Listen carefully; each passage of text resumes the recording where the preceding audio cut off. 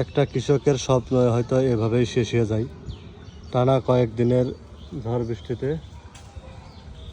এই যে হ্যাঁ না,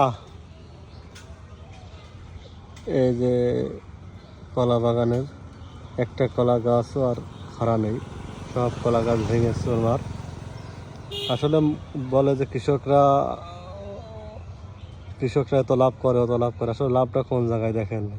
এত একটা বছর ধরে লালন পালন করে সব এই যে ফলগুলো হয়েছে, কিন্তু সে ফলগুলো যদি নষ্ট হয়ে যায় আর হয়ে গেছে, আসলে এইভাবেই তো একটা কৃষকের জীবন চলে। কিন্তু তারপরে যে কৃষকই এই ভুক্তভোগী সমস্ত ঝড় ঝটকা সমস্ত প্রাকৃতিক দুর্যোগ সব কিছুর মোকাবেলা করে কৃষকরা তৈরি করে, তারপরে যে দাম পায় না, এটাই হলো সবচেয়ে বড় ব্যর্থতা।